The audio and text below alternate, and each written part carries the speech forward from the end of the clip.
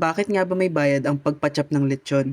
Ako si Junel at isa akong on-call waiter. Tara, pag-usapan natin to.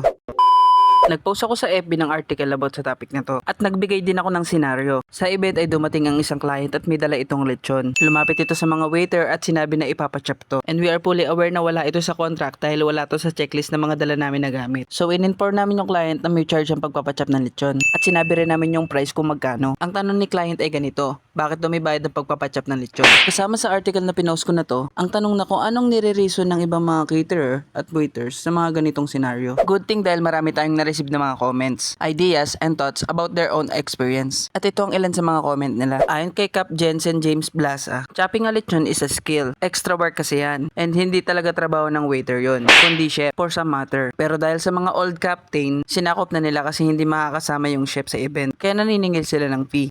Ayon naman kay Sir Mark Lester Bautista, best reason dyan is need po kasi ng manpower para dyan at magkakos din ng interval sa service if ever na bigla ang may lechon. Simple, services must be paid. Sagot ni Sir JB Bales, may charge talaga yan since kakain sa oras yan ng staff. Isa pa, mababawasan yung mga staff na dapat ay nagsiserve lalo na kung nakalagay naman sa contract na pinirmahan nyo. Kaya sana to all client out there, maging open-minded tayo sa mga ganyang charges. Wala na pong libre sa panahon ngayon. Just saying. Pahayag naman ni Ma'am Angel Toledo Floresta. Sabi naman ni Sir Bry PRD, reason, yung mag-chop, mababakante yung pwesto niya na pupunan ng ibang waiter. Imbes per table sila, yung ibang kasamang waiter, hahawakan yung ibang table na naiwan na mag-chop. And aware naman sila na server lang ang waiter. Majority ng mga sagot ay may bayad talaga ang pag-chop ng lechon. Kaya much better upon contract signing ay dinidiscuss at pinapaliwanag na to sa mga client para aware sila sa mga ganitong klaseng charges. At para naman sa mga client na bigla ang nagdadala ng lechon sa event na wala naman sa kontrata na pinirmahan nila, wag din po tayo magugulat na may mga ganitong charges. Although may mga catering talaga na naglilibre ng pagpapachat ng lechon, pero hindi lahat. Kaya sana maging eye-opener to sa mga caterers, waiters,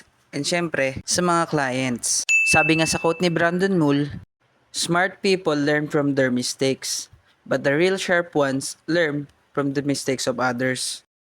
Kaya sana ay may natutunan kayo about sa topic natin ngayon. At dahil umabot ko sa part ng video na to, ngayon ay alam mo na. Bago ko nga tapusin ang video na to ay mag-iiwan ulit ako ng tanong para sa inyo. Dapat bang hatiin sa mga waiter ang bayad sa pag-chop ng lechon o mapupunta lang ito sa nag-chop ng lechon?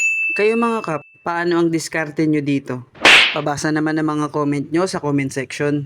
Yun lang, salamat!